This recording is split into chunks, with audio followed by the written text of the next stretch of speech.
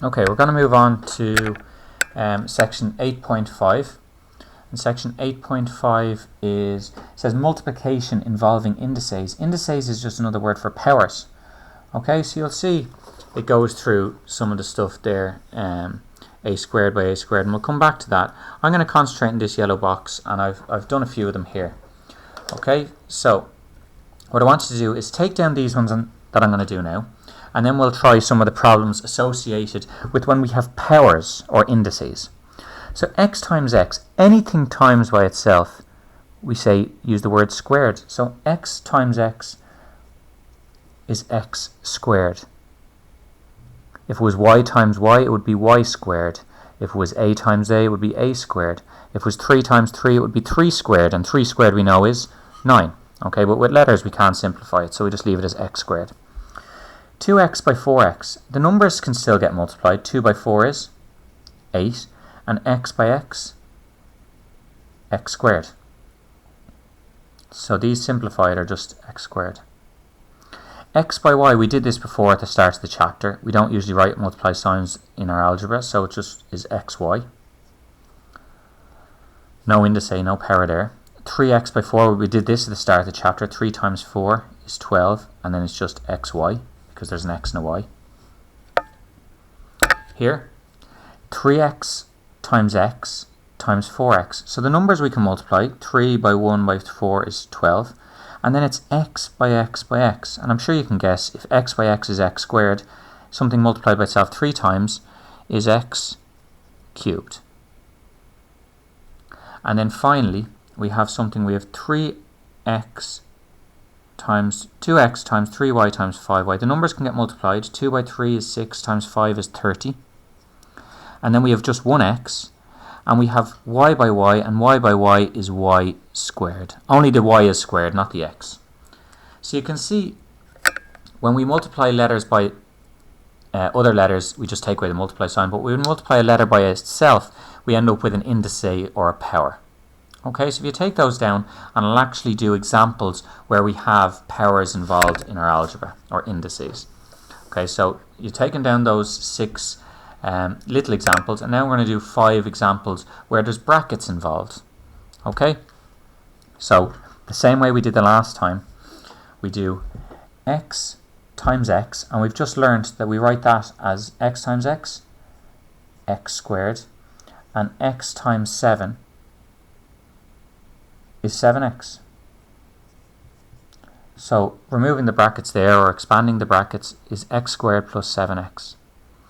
The next one, x times 2x, and x times a 2x, we have a 2, and then x times x, x squared. And then x times minus 3, be careful of the minus, minus 3x. One line, done. Next, we have 2 of them, like we were doing the last day, except we do them separately. Okay, and there's x's involved in the outside. So x times 2x, 2x squared. X times 4 plus 4x. 2x times x, again, plus 2x squared. And 2x times 3 is plus 6x. And the last thing we do is we collect like terms. So x squareds are different to x's. So you can see we have a 2x squared and a plus 2x squared. So we have a 4x squared. And we have a plus 4x and a plus 6x. So that's plus 10x. So whenever there's 2 brackets like we had before and they're separated by a plus or minus sign, do them out separately and then collect the like terms. And these are the 2 examples from the book on page 177. 2x times x, 2x squared. 2x times 4 plus 8. And then we do this one separately. 5x times 2x, the numbers get multiplied, and it's a plus 10. X by x, x squared. And 5x by minus 1, be careful, is minus 5x. And again, we collect the like terms. 2x squared plus 10x squared is equal to 12x squared. And then we have a plus 8x, that should be, I made a mistake there, plus 8x, take away 5x is plus 3x.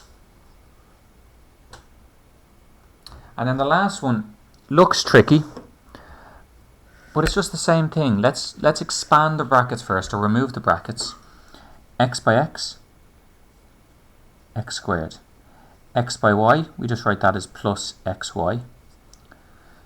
3x by 4x is plus 12x squared. And 3x by minus 3y is minus 9xy. Minus 9xy. And this is not in any of the brackets, but we can't forget about it, so we just bring it down and it's plus 2xy. We can't forget about it, but it's not in the brackets, so we don't have to do anything. And now we collect like terms to simplify. So we have an x squared and a 12x squared, which is 13x squared. And we have an xy, take away a 9xy, plus a 2xy. So 1xy, take away 9xy is minus 8xy, plus 2xy is minus 6xy. And that's in the book on page 177. So you've got plenty of stuff to take down there. So originally, what happens when you multiply x by x and so on, and then when in actual problems where there's brackets involved. Okay, so in the questions I give you, there'll be a bit of this and a bit of that, and then we'll stick with this section because there's another little bit of this section to do the next day.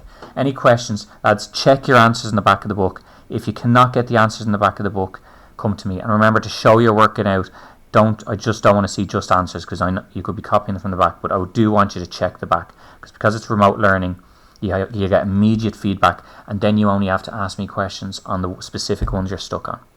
Alright?